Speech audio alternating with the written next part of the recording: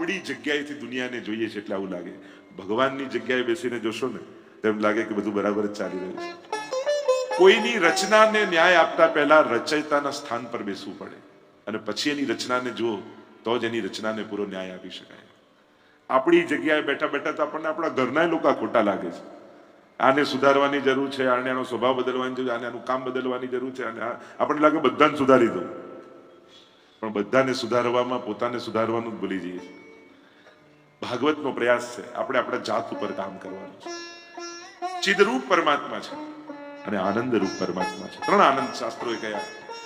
ભગવાન એટલે જ કહ્યું ને, ભગવાનમાંથી જીવ અને ભગવાનમાંથી જગત, આ ત્રણેયનું પ્રાગટ્ય છે. આ જગત નિરાનંદ છે, જીવ અલ્પાનંદ છે અને ભગવાન પૂર્ણાનંદ છે.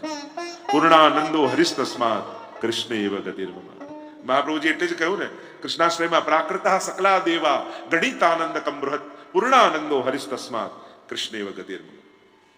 બધી પ્રાકૃતતા છે. પ્રાકૃતતા કોને કહેવાય? તમે આટલું કરો તો તમને આટલું મળે. અને એટલા માટે ભગવાન સિવાય જ્યાં જ્યાં આરાધન કરવા જઈએ છે ને ત્યાં બધે જ વ્યવહારની દુનિયા છે. બધે જ વ્યવહાર. અને લોકો બી હોશિયાર હોય. આ દેવતાથી કામ ના થાય તો અઠવાડિયું પછી દેવતાઓ બદલી નાખે. આ નહીં તો આ નહીં તો આ. એટલે આપણો ભગવાન એ જે પહેલા જઈને આપણું કામ કરી આવે.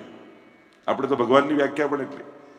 એક વ્યક્તિ ગયો મંદિરમાં અને કહેવા લાગ્યો, બધા દેવી દેવતાની મૂર્તિ હતી ને બે હાથ જોડીને કહ્યું, મારે તો કોઈ લાલચ નથી, હું તો પરમ સંતોષી. 33 કોટી દેવતાઓ એક એક રૂપિયો આપશો તોય ચાલશે. 33 કરોડ દેવતા પાસે એક એક રૂપિયો લઈ લેવો માણસ. મૂળ વાત એ છે, પ્રાકૃતતા જ્યાં પણ હોય ને ત્યાં અલૌકિકતા નથી. તમે કરો તો જ એ આમ કરે, તમે આટલું કરો તો જ એ આટલું આપે. જ્યાં આવા ગણિતો હોય ને ત્યાં ભક્તિ ના હોય, ત્યાં વ્યવહાર. અને પુષ્ટિ પુરુષોત્તમને ત્યાં ગણિત નથી. ત્યાં તો રાઈ જીતની સેવા કો ફલ માનત મેરુ સમાન. રાઈ જેટલું કરે તોય ભગવાનને મૂળ વાત કેમ મેરુ જેવું લાગે? જો તમે ક્યાંથી એ વસ્તુને જુઓ છો ને એના પરથી લાગે.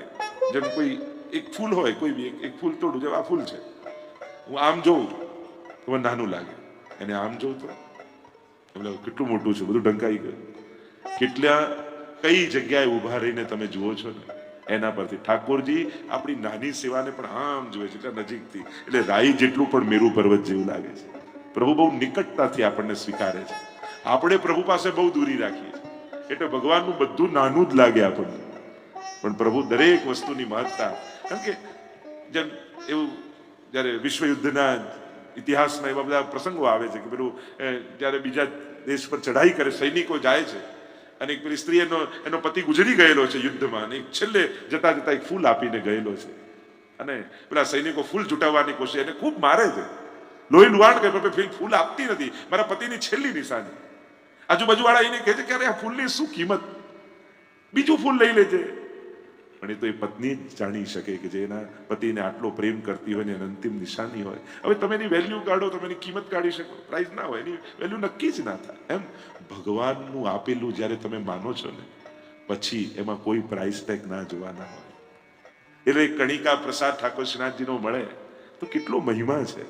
એ દુનિયામાં ઘણી જગ્યાએ ઘણું ઉત્તમ મળતું હશે, પણ આના કમ્પેરમાં તો ના જ આવે. એક યમુના જળ ચુલ્લુ ભર તમારી અંજલિમાં હોય અને એના પાનનો જે મહિમા હોય, એ બોટલો ભરી ભરીને જલની ટાંકીઓ ઘરમાં ભરીની મહિમા થોડી, ક્વોન્ટિટીની મહિમા થોડી છે. એ જલની યમુનાજીની મહિમા છે. એમ જ આ ભાગવતજીની મહિમા જ્યારે તમે જાણો છો મહાત્મ્યથી, ત્યારે એના તોલે કોઈ નથી. તો પરમાત્મા આનંદ રૂપ છે. લઈને મળે સુખ, આપીને મળે આનંદ છે. અને પ્રભુની અહેસાસ કરવા માટે આપવાની વૃત્તિ કેળવવી પડે. જમીને મળે સુખ, જમાડીને મળે આનંદ. લેવડાવવાની વૃત્તિ પેદા કરવી પડે, આપવાની વૃત્તિ પેદા કરવી પડે. અને ત્યારે જ પ્રભુના એ આનંદનો અહેસાસ તમને થાય. તમે જ અનુભવ કરશો. જમીને આવ્યા એના ફિલિંગ અને કોઈ ભૂખ્યાને જમાડીને આવ્યા એના ફિલિંગ્સ કેવા જુદા હોય છે. સુખ અને આનંદના અનુભવો કેવા જુદા હોય છે.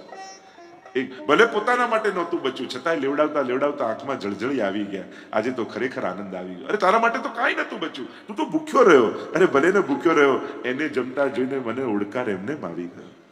આ આનંદ છે.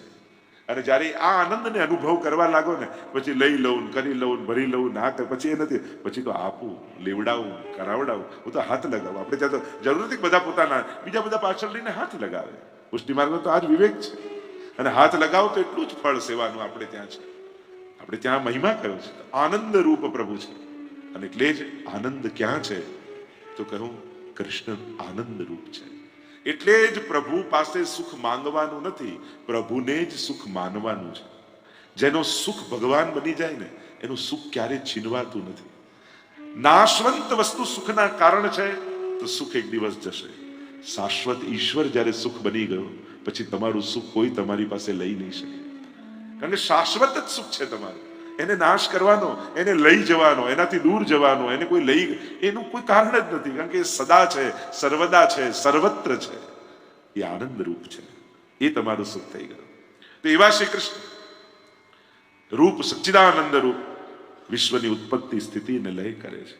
આ જે કાંઈ દેખાઈ રહ્યું છે એનો સર્જનહાર એ છે, એનો પાલક એ છે, એનો પોતાનામાં લય કરતા પણ એ જ છે. અને એટલા માટે આ બધું જ ભગવાન, જેને ભક્તિ કરવી છે ને એને સતત શ્રી કૃષ્ણ શ્રી કૃષ્ણ શ્રી કૃષ્ણ આ બધા યાદ અપાવે. મારી વાતમાં હકાર પૂછે છે કે આ તો સાચું કહેજો. અને એટલા માટે આ જેને ભક્તિ કરવી છે, જેને પ્રભુમય જીવન જીવવું છે. જો સંસારના આટલા વર્ષ થઈને જીવ્યા, હવે એમ નથી લાગતું અમે ભગવાનના થઈને જીવીએ. પછી તમે જ ડિફરન્સ ફીલ કરજો કે સંસારના થઈને જીવ્યા ત્યારે જીવન કેવું હતું અને પ્રભુના થઈને જીવ્યા હવે જીવન કેવું છે. હવે તો આમ થાય ક્યારે સવાર પડે અને લાલન જાગો હો ભયો ભોર, લાલનને જગાડો. પહેલા તો એમ થતું હવે હાશ થાકીને સૂતા, હવે કોઈ જગાડે નહીં તો સારું. સંસાર માટે હતા ત્યારે સૂતા રહેવાની ઈચ્છા થતી. પ્રભુ પધરાવી લીધા તો હવે જાગવું પણ પ્રભુ માટે થાય કે અરે જાગું તો મારા લાલનના મુખારવિંદને નિરખું. હવે તો રસોઈ બનાવું તો પેટ માટે નહીં, મારા લાલનને આ બહુ ભાવશે, મારા લાલનને આ બહુ ગમે, એમ કરી કરીને બનાવવાનું. પહેલા તો બનાવવાનું કારણ કે આ બધું વૈતરું મારે જ કરવું પડે છે. પહેલા તો એમ ઘર માટે થતું. આ સવારે ઉઠીને શું રોટલા ટીપવાના ને શું આ જ કરવાનું છે જિંદગીમાં. હવે તો ઉઠીને એમ થાય જલ્દી જલ્દી આજે કયો ક્રમ છે ઠાકોરજીને, આજે શું વિશેષ સામગ્રી, આજે તો આમ બનાવું આમ બનાવું આમ. એ જ કાર્યનો ઉત્સાહ કેવો થઈ ભગવાન નિમિત્ત બની જાય ને ત્યારે કર્મ કરવાનો પણ ઉત્સાહ કેવો બદલાઈ જાય. જ્યારે પ્રભુ પ્રીત્યર્થ કરો છો ત્યારે એ જ વસ્તુનો આનંદ થઈ જાય. અરે પ્રભુ માટે બનાવવાનું છે, પ્રભુ માટે આ કરવાનું છે, એનો ઉમળકો જ કંઈક જુદો થઈ જાય. તો આ જીવનનો બદલાવ છે. જ્યારે પોતાને કેન્દ્રમાં રાખીને જીવો છો ત્યારે દરેક ડગલું ભાર લાગે છે. અને પ્રભુ માટે જીવો છો ત્યારે દરેક ડગલું યાત્રાનો આનંદ આપણને આપે છે કે પ્રભુ તરફ જવું એ જ યાત્રા છે. બે વસ્તુ છે જીવનમાં, યાત્રા ને પરિક્રમા. વ્રજમાં આવો ત્યારે વ્રજ યાત્રા ને ગિરિરાજજીની પરિક્રમા. ભગવાન તરફ જવું એને કહેવાય યાત્રા, અને જમણો હાથ એની તરફ રહે એ રીતે ગોળ ફરવું એને કહેવાય પરિક્રમા. એટલે આપણું દરેક કર્મ એ યાત્રા અને દરેક વૃત્તિ એ પરિક્રમા બની જાય તો જીવન વૈષ્ણવતાથી સુગંધિત થઈ જાય. આપણા દરેક વિચારો બસ એની જ પરિક્રમા કરતા રહે. કેન્દ્રમાં એ જ હોય, એની આજુબાજુ જ મન ફરતું રહે. ત્યારે માનવું કે હવે મન પરિક્રમામાં લાગી ગયું છે. એને છોડીને ચાલીએ બહુ 21 કિલોમીટર ચાલ્યા લોકો તો ક્યાં ગયા કે જ્યાંથી શરૂ થયા ત્યાં જ પહોંચ્યા. ચાલ્યા તો 21 કિલોમીટર, 7 કોષની પરિક્રમા.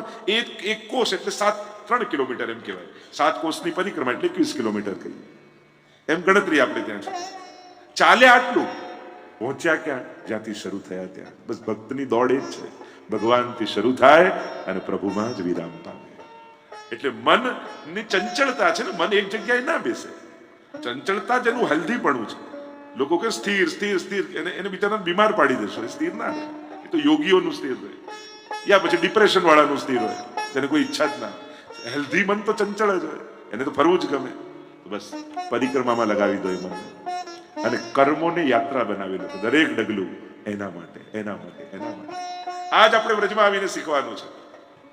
એક વસ્તુની જો ચર્ચા કરો તો ઘણું થાય. દુગ્ધાભિષેક શું છે, યમુનાજીના પાન શું છે, આપણા જીવન સાથે આ બધું જોડી દઈએ ને તો આપણું જીવન જ આ જાતે જ વ્રજવાસી બનશે. પછી જ્યાં રહો ત્યાં વ્રજવાસી બનીને રહેશે.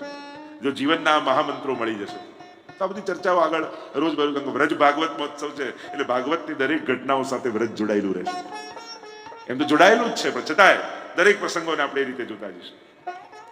સચ્ચિદાનંદ રૂપા એ રૂપ વાળો છે અને કેવું સુંદર એનું રૂપ. એને જોઈએ અમારો ઠાકોરજી કેવો છે, રૂપ વાળો છે, નિરાકાર નથી.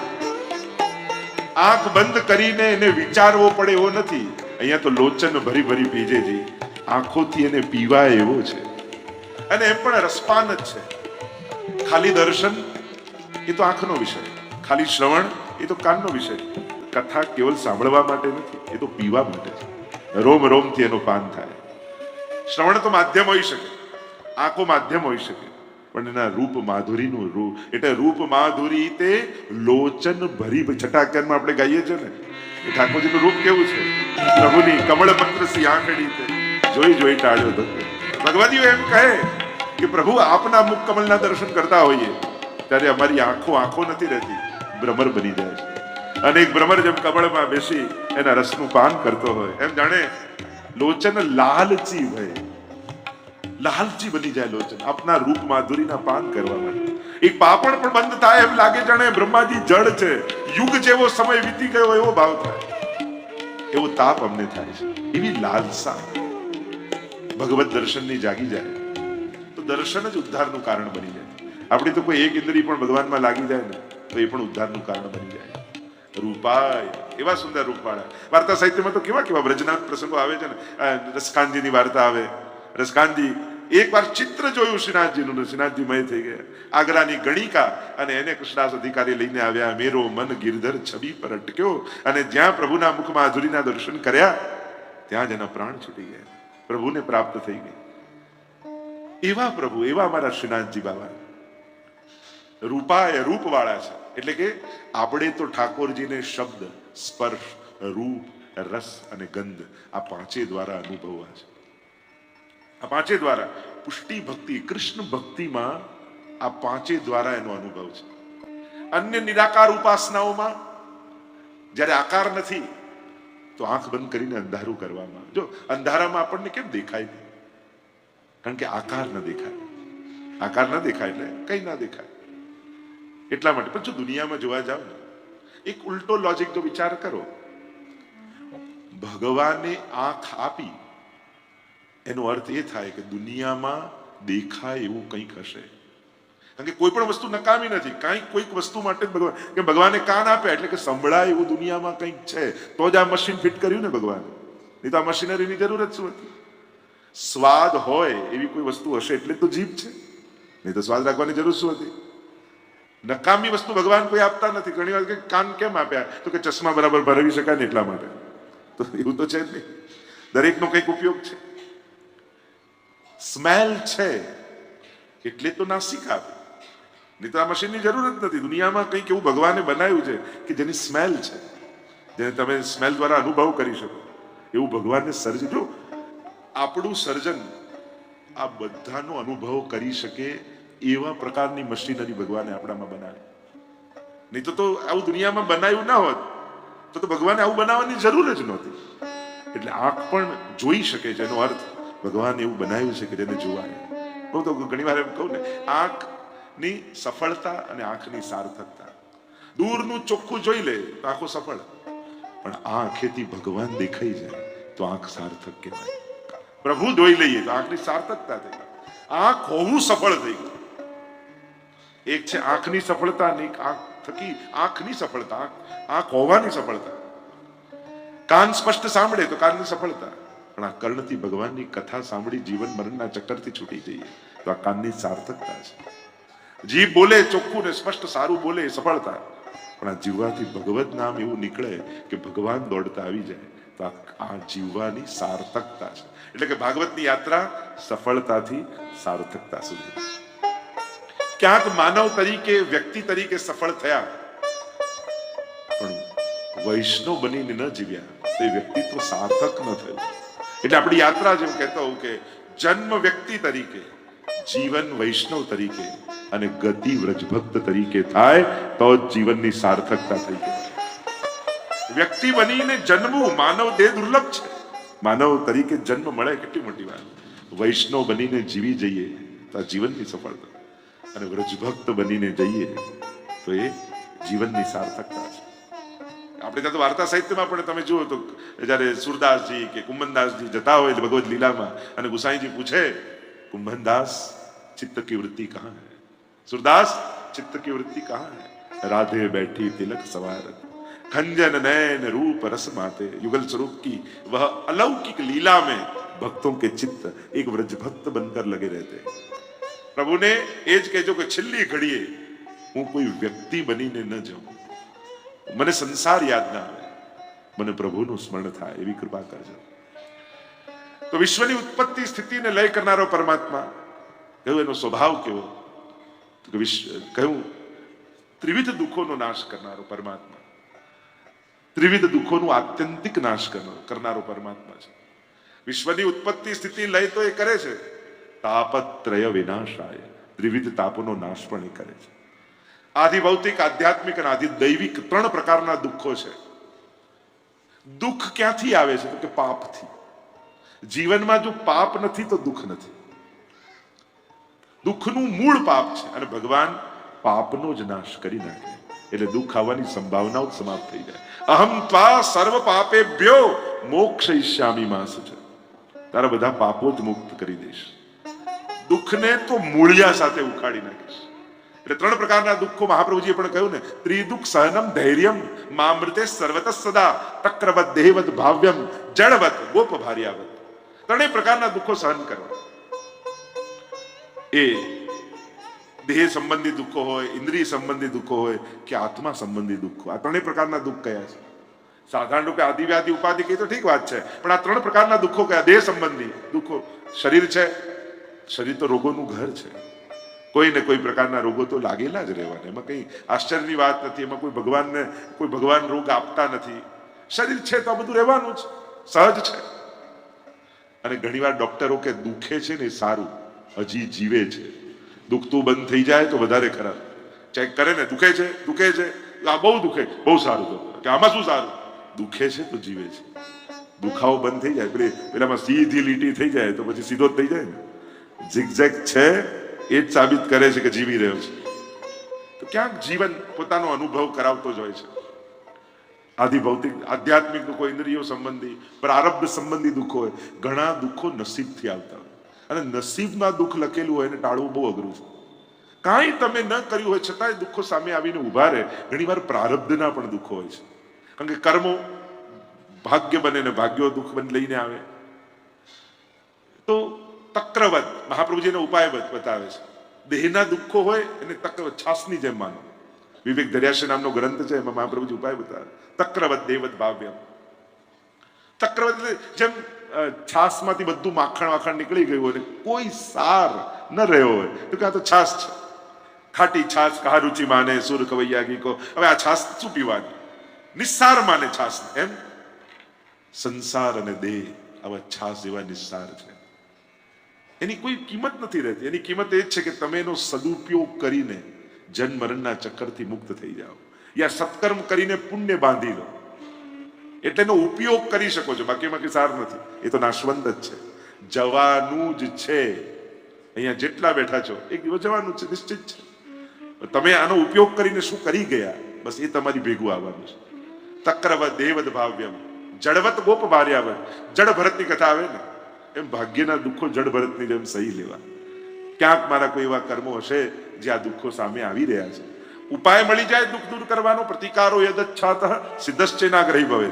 દુઃખ દૂર કરવાનો ઉપાય મળે તો ઉપાય કરો, પણ છતાંય જતા નથી તેમ માનવું કે ભાગ્યમાં મારા જ કર્મોથી લખાયેલા છે, ભોગવી લઉં તો પૂરા થઈ જાય.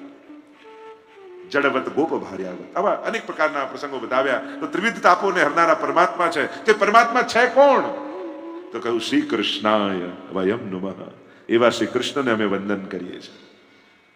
કૃષ્ણ કોણ? કે કૃષ્ણ ભુવાચકો શબ્દ ણશ્ચ નિવૃત્તિવાચક તયોરૈક્ય પરબ્રહ્મ કૃષ્ણ તે વિધીયતે. જે સદાનંદ છે એ જ કૃષ્ણ છે, જે આનંદ રૂપ છે એ જ કૃષ્ણ છે. અને આનંદ ક્યાં છે, કોણ છે? તો કે કૃષ્ણ જ. એટલે જ નંદ ઘર આનંદ ભયો આપણે 44 દિવસે બોલીએ છીએ. ચારે બાજુ જયારે આનંદ વ્યાપે છે એ જ તો કૃષ્ણ છે. અને આનંદ કોને રહે છે? તો કે જે શરણાગત છે એના જીવનમાં. વલ્લભના શરણે જઈ, જેના ઘરે ઠાકોરજી પધાર્યા એના ઘરે કેવો આનંદ રહે. ભલે મિશ્રી ધરતા હો, ચકડી ધરતા હો, દૂધઘર ધરતા હો, જે બી ધરતા, શું ધરો એ મહત્વનું નહીં, પણ વૈષ્ણવનું ઘર ઠાકોરજી વગરનું ન હોવું જોઈએ. તમારા આનંદનો આધાર, તમારા આનંદનો કેન્દ્ર એ ઠાકોરજી છે. અને આ ઉત્સવ આવ્યો, આ મનોરથ આવ્યો, રોજની સવાર પણ એક ઉત્સવ બને. દરેક વાર તહેવાર બનાવવો હોય તો ઘરે ઠાકોરજી પધરાવી દેવાય. રોજનો વાર તહેવાર બની જાય. આજે કઈ તિથિ, આજે કયા શૃંગાર, કયા વસ્ત્ર, કઈ સામગ્રી. નહીં તો કોઈ પ્રસંગ આવે ત્યારે જ તિથિ જોતા. સેવા પધરાયા પછી તો રોજ તિથિ વાંચી છે. આજે કઈ તિથિનો ક્રમ છે, આજે કયો ભોગ આવશે, આજે કયા વસ્ત્ર આવશે, રોજ કેવો ઉત્સવ બની જાય.